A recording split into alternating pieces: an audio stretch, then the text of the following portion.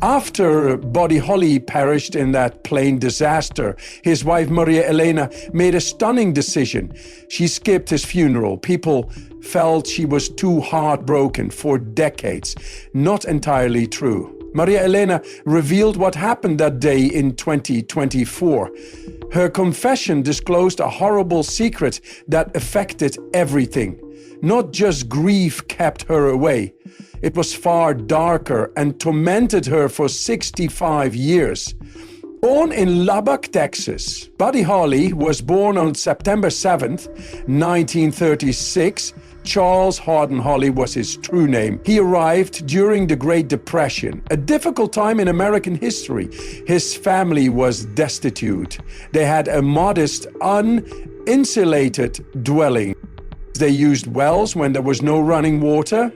Dad, Larry, took every job he could find. His mother, Ella, spent every dime to feed and clothe the family. Though life was harsh, their faith kept them going. Buddy was inspired by those early struggles. He envisioned more.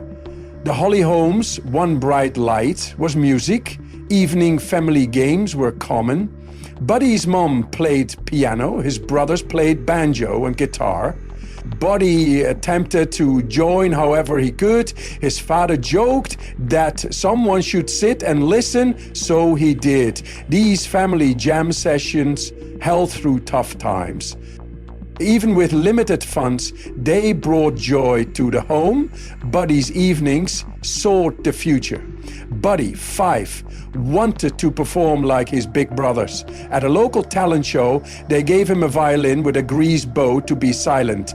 Little Buddy smiled and played, and the crowd enjoyed it. He earned a prize. That moment demonstrated his will. He sought attention. No matter what, he wanted to play music. Buddy changed as he aged. He rebelled after following religious instructions. In high school, he sneaked out at night. He frequented cafes and roadhouses with buddies. Tried drinking, he tried smoking. They swore. Small items like chocolates and music were stolen. His daytime appearance was nice, while his nighttime appearance was wild. The double existence began. Buddy's first kiss was one of his most shocking childhood stories. Friends set it up. They observed and advised him at a covert location. It lacked romance. His goal was to prove himself. He abandoned his family's ideals that night. It revealed his desire to shed the good boy label. Everything changed then. Buddy saw 2 Elvis Presley concerts in Lubbock in 1955. First show amazed him. Second transformed his life. He met Elvis backstage. Elvis enjoyed Buddy's energy and invited him to open his next show. Buddy discovered rock and roll's power performing alongside Elvis.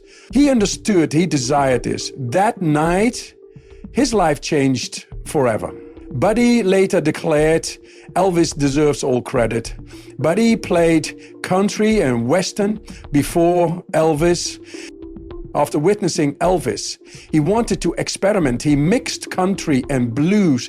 He desired crazy vitality in his music. Rock fans didn't just listen, they danced and yelled. Buddy realized rock and roll was more than music, a movement. When Buddy signed his first Decca record deal in 1956, fate changed his name. A secretary accidentally omitted Holly's E.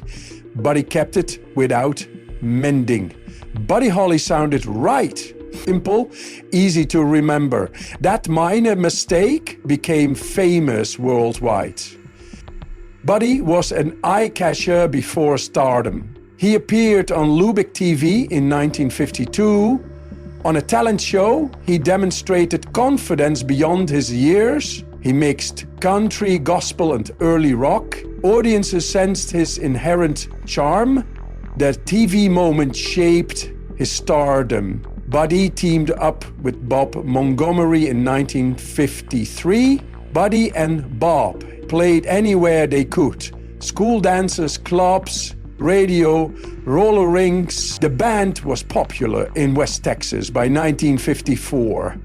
Their country, bluegrass, and R&B blend was electrifying. Scouts in Nashville paid attention. Buddy learned collaboration and crowd control from Bob. Buddy Holly's life changed in October 1955. He opened for Bill Haley and his Comets in Lubbock, Texas at 19. The crowd supported the band that made Rock Around the Clock atop the charts. That throng held someone who would transform Buddy's life. Marty Robbins' talent scout and manager Eddie Crandall saw Buddy's raw fire on stage. He couldn't look away. The following night, Crandall watched Buddy again. This time, Buddy performed with Elvis Presley at KDAV. Crandall was efficient. Jim Denny, the Grand Ole Opry manager, was told to help Buddy. Denny gave Decca Records Buddy's demo. 4 months after performing locally in October 1955, Buddy received a major record deal by February 1956. The Lubbock teen rose rapidly. What should have been a dream became a horror. His name was misspelled Holly in the Decca contract. Though little, it started Buddy losing control. Rock and roll was beyond Owen Bradley, his producer. Buddy should stop playing guitar, said Bradley. The studio was full of Nashville session musicians. He made Buddy sing unnatural soft country pop. Buddy felt shackled. He grew up adoring Elvis's raw sound. He had to record fake music. Tension increased in the studio. Buddy hated the noise. He resented losing music control. This went beyond music. Buddy was the focus, and it pained him badly. National sessions sucked. Decca billed him as Buddy Holly and the Three Tunes. Nothing clicked. The label made him play with non-stifle matching musicians. Bradley's show stifled Buddy's energy. Blue Days Black Nights with Love Me on the Flip was the first single release in April 1956. It only sold 19,000 copies. That failed. At the moment, the next single, Modern Don Juan, performed worse. The situation became so dire that they borrowed the bass from the Opry to finish one session, and then the genuine insult followed. In July 1956, recorded That'll Be the Day. Bradley felt it was awful, refused to release. Buddy was broke at year's end. The dream ended. The final blow came in January 1957. Decca dumped Buddy. They labeled him untalented. A&R head Paul Cohen called Buddy the worst musician he'd ever worked with. It worsened. The contract Buddy's parents signed for him prohibited him from recording Decca songs for 5 years. Buddy Holly was broke, embarrassed, and nearly done with music at 20. Buddy persisted. Lubbock was his home again. He restarted. Buddy Holly and his band entered a magical location in Clovis, New Mexico. Norman Petty's studio was special for young musicians. It had superior equipment that New York and Los Angeles studios couldn't match. Petty bought the greatest Macintosh 2 gear, all tech microphones, and massive Leslie speakers. The Clovis sound, warm, clear recordings came from this great sounding recording, still astound people. What made the studio special after all these years was Petty's belief in artist autonomy. Petty offered musicians freedom when most record men demanded control. That allowed Buddy Holly to build his own style. Visitors can still tour the studio, sit in the room where Holly and the Crickets listened to their playbacks with the same instruments and gear that made rock and roll history. The hit song That'll Be the Day begins unexpectedly. Buddy Holly watched the 1956 Searchers with drummer Jerry Allison. That film's John Wayne character kept stating, "That'll be the day." They remembered the line. Allison made fun of it later when they discussed composing a hit. Holly was inspired by that simple moment. His songwriting began immediately. This song was initially recorded in 1956. Decca Records declined. They couldn't grasp Holly's new sound. The following year, 1957, Holly attempted again. This time, he recorded with Petty in Clovis. The new version topped the charts. A Western movie sentence became a rock and roll hymn that transformed music. Another brilliant maneuver made it possible. Buddy was barred from re-recording Deke songs for 5 years after his contract expired in January 1957. Holly and the band believed their new version on That'll Be the Day will be successful. Their new band name was The Crickets. They signed with Brunswick Records under that moniker. Decca included Brunswick. The trick worked. Decca didn't realize they were redistributing rejected music.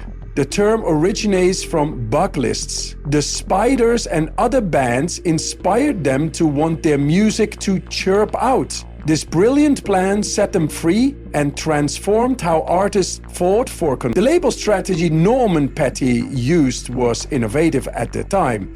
Buddy released records under 2 identities. He published his solo work on Choir and the Crickets tunes on Brunswick. Both were Decca brands, as more records could be released faster. Sometimes Buddy Holly or the Crickets released new music weeks apart. This added mystery and suspense. It also let different tunes reach different audiences. They had 7 top 40 hits between August 1957 and August 1958. Their names became associated with rock and roll. Buddy Holly gained popularity and beat the competition thanks to Petty's method. Everything changed in September 1957. On September 22, That'll Be the Day topped the US Billboard charts. Also, it topped the UK singles chart. Buddy Holly and the Crickets became stars on both sides of the water. White rock and roll groups rarely reach number 2 on the R&B charts, but the song did. Their music united individuals of many races. At year's conclusion, Cashbox magazine named them most promising vocal group. Their records were played at the Apollo Theater in New York and the Royal in Baltimore, drawing diverse crowds. Never would music be the same. August 1957 saw something grander. Buddy Holly and the Crickets became the first white band to perform at Harlem's Apollo Theater on August 16. The theater has always housed black artists. Promoters accidentally booked Crickets, assuming they were a black R&B band by sound. The audience gasped when Holly and his band appeared. They won over everyone after a 6-night run. Despite initial boos, the Apollo walls rocked with cheers. Music transcended boundaries and united people. From August 1957 to August 1958, Buddy Holly and the Crickets had 7 top 40 hits. The day will come. Rock history includes Peggy Sue, Oh Boy, Maybe Baby, Rave On, and Listen to Me. It was difficult for songs to climb the charts. Then Buddy accomplished all this before 23. His rapid success is a testament to his talent and dedication. His songs influenced musicians who are still loved. Buddy Holly's Ed Sullivan appearances boosted his fame. He sang Peggy Sue and That'll Be the Day on December 1, 1957. Viewed by millions. Teens may relate to his clean style and horn-rimmed glasses. His second appearance was January 1958. These 2 performances drove his records up the charts. They also influenced young British musicians. Holly's TV appearance inspired the Beatles. They emulated him on Ed Sullivan. 6 years later, Buddy Holly sparked a global music movement in 2 shows. Buddy Holly was meant to learn from Norman Petty. However, he was different behind the scenes. He told the musicians to read and carry Bibles. He taught morality on the way. However, he pocketed the band's royalties. He deposited their funds in his accounts. When Buddy married María Elena Santiago, things clarified. Her aunt, a music industry professional, learned Petty had held their income for months. Not only did Petty manage their money, he wanted to influence their brains. He sullied the band's reputation and friendships. It continued. Petty grabbed Buddy's publishing rights. His company was Nova Jack Music. Buddy transferred I Know I'll Have the Blues Again rights on May 28, 1958. It was in all his 19561, 958 songs, Petty signed tracks he didn't write. This meant Petty made more from Buddy's tunes than Buddy. Records sold millions. Buddy saw barely any money. Buddy struggled, but Petty prospered. Buddy was in serious danger by late 1958. Petty's tricks broke him. All royalty money was in Petty's bank accounts. Moving to New York showed Buddy how horrible it was. Buddy withheld his money and the legal quagmire prevented payment. Buddy was sued by promoter Manny Greenfield.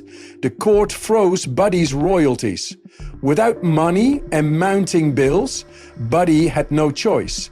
He endured the hard winter dance party tour in early 1959 to survive. Buddy's family fought Petty for decades after his death. Petty didn't only grab Buddy's cash. He ended the band. He turned Jerry Allison and Joe Malden against Buddy. They kept faithful to Petty after Buddy left for New York. Cricket's done. Buddy lost his band, pals, and star-making crew. Petty managed the Cricket's careers, left Buddy by himself. By early 1959, Buddy was desperate. He was ready to sue Petty. He couldn't afford lawyers since Petty wouldn't release his monies. But he had to attend the winter dance party tour. Conditions were awful. Buses were freezing. The schedule was demanding. On February 3, 1959, the crash occurred. Buddy's lawsuit ended in death. Buddy's family fought for years. One of rock's finest talents died broken. Because of betrayal, not failure. Buddy's life wasn't all loss. On June 19, 1958, he entered Peer Music in New York. There he met María Elena Santiago. He was 21, she 25. Buddy immediately loved her. He invited her out that day. He needed her aunt's approval, she said. He did. 5 hours were spent discussing. Buddy proposed and handed her a rose at night. María Elena agreed. August 15, 1958 was their wedding. It happened so rapidly, shocking the business. Their romance was legendary. Not everyone liked it. The marriage would damage Buddy's image, thought Petty. He told María Elena to impersonate the Cricket secretary. Even Buddy's dad was shocked. María Elena faced resistance in Lubbock. She was Catholic and Puerto Rican. It made her an outcast. Buddy didn't care. He supported her. He defied all for love. Buddy took a risk. After the wedding, he broke with Petty and insects. He and María Elena moved to Greenwich Village. A fresh start. Started writing and recording alone. He attempted new sounds. He sought artistic independence. This brief period produced some of his most personal songs. Buddy Holly's final tour wasn't about fame. He did it out of necessity. Holly learned he couldn't access much of his money after leaving Norman Petty, his manager. Holly was broke because Petty kept the money. Holly's pregnant wife, María Elena, made things worse. He had just moved to MIC and costs were mounting. Holly wanted to support his family, so he accepted the rigorous 24-show winter dance party tour in 24 days across the freezing Midwest. He saw no other option to make rapid money. María Elena will never forget his decision to leave her. The excursion promised money, but was exhausting and cold. The 1959 Midwest winter was one of the harshest. On tour's first day in Milwaukee, temperatures dipped to 17 degrees. Snow was 13 inches deep. Only at night did it rise above zero. The cold reached minus 36 degrees in some spots. Most artists had never experienced such weather. The bus broke down at night, sending drummer Carl Bunch to the hospital with frostbite. They kept becoming sick.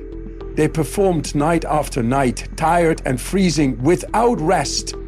Their buses failed. Instead of tour vehicles, they got outdated school buses that broke down. Often, the heaters often failed. Cold musicians burned newspapers inside the bus to stay warm. They took at least 5 horrible buses. Carl Bunch's frostbite prevented him from continuing. The rest filled in for him. Every excursion was perilous, straining them. The tour schedule was absurd. The Midwest route ran haphazardly. After playing St. Paul on January 28, they drove over 300 miles to Davenport the following night, returning north to Duluth and Green Bay. Some drives exceeded 400 miles. Days off were non-existent. Even musicians had to load and unpack their gear. The tour was miserable due to the cold, distance and broken buses. It was termed the tour from hell by one historian. The booking agents seemed to have arranged the stops by throwing darts at a map. Hawley formed a new tour band. Waylon Jennings played bass, Tommy Alsip played guitar, Carl Bunch drummed. They barely practiced before leaving. Even though the tour exhausted them, they gave their all every night. While Bunch was hospitalized, the others took drum turns. The tour-ending crash bonded these names forever. It was the beginning of Jennings' long and distinguished career, but it cost him dearly. In Clear Lake, Iowa, the band played a farewell gig at the Surf Ballroom on February 2, 1959. Hawley chartered a jet after getting tired of the cold and broken buses to rest and do laundry. He wanted to reach Moorhead, Minnesota before the bus. 3 passengers and the pilot fit in the little Beechcraft Bonanza. Sick, the Big Bopper asked Waylon Jennings for a seat. Jennings concurred, a lifelong regret. They flipped the coin for the last seat. Valens called heads and won. He said, "That's the first time I've ever won anything," unaware it would be his last. The pilot, Roger Peterson, was 21. He had 711 flying hours, 128 in a Bonanza. He'd failed his instrument check ride 9 months previously and wasn't certified to fly instruments alone. Bonanza's attitude indicated worked against Peterson's expectations. On that dark, snowy night, Peterson probably felt he was climbing when he was diving rapidly. Plane descended 3,000 feet per minute. He was unaware of his predicament until it was too late. Plane took off at 12:55 a.m. February 3, 1959. It vanished off radar in minutes. It crashed in a frozen cornfield 5 miles northwest of Clear Lake. Right wingtip punched the ground at 170 Montserrat, May. As the jet crashed nose down, the wreckage fell 540 feet before hitting a fence. Impact killed all 4 men. The crash scene was found at 9 a.m. Except for the wind, the field was quiet, with snow on the litter. The autopsies revealed the crash's violence. Buddy Holly has a forehead split skull. Half his brain was gone. His chest, arms, legs, face and scrotum were hurt. Fingerprints identified his body. Rumors spread that the Big Boppers survived the collision after his body was tossed far away. However, his injuries showed otherwise. The loss was abrupt, violent, and sad. Never would music be the same. María Elena Holly's world collapsed on February 3, 1959. 6 months had passed since her marriage to Buddy Holly. She was 2 weeks pregnant with their first. That morning started normally, but the news changed everything. She wasn't informed by family or officials. It came from a TV breaking news report. The shock was too much for her. In 24 hours, she lost her baby. In one awful moment, she lost her husband and unborn child. Later, she described her heartbreak. She blamed herself. She felt sick when Buddy left. She begged him to stay. She believed that if she had gone with him, he would not have boarded that plane. Her remarks reflected her remorse and pain. Her tragedy showed how public mourning can destroy private lives. It changed how news is shared. How the family heard the news added to the horror. Buddy's mom discovered it too. She heard it on Lubbock's radio. Screaming, she collapsed. People were appalled that such personal grief was publicized before the families learned. The media was slammed. Change was needed, and it did. Nationwide, news agencies made a rule. They would not name the deceased until their relatives knew. This tragedy inspired the regulation, which is still enforced. It demonstrated the importance of kindness and care in reporting. It standardized how newspapers and TV covered tragic news. María Elena was too shattered to attend Buddy's funeral. It was February 7, 1959, at Lubbock's Tabernacle Baptist Church. Doctor ordered her to stay in NYC. Stress and grief made her too weak to travel. A graveside goodbye was never given. She never visited his grave. Her guilt persisted. She constantly remarked that if she had been with him, the crash might not have happened. Friends, family, and admirers mourned him. But the vacant spot where his young wife should have been indicated how profound the anguish was. Her absence spoke volumes. 2 months after the incident, a farmer unearthed something that sparked decades of legends. .22 caliber pistol. Buddy Holly owned the gun. Its finding sparked wild theories. Roger Peterson, the pilot, was suspected of being shot. Some thought a plane crash was caused by a fight on board. The whispers continued. Exhumed in 2007, JP was Big Bopper Richardson. The investigation was directed by prominent anthropologist Dr. Bill Bass. Nothing indicated gunfire or foul play. Crash force killed Richardson, but the gun remained a grim symbol, a reminder that some questions from that horrible night may never be answered.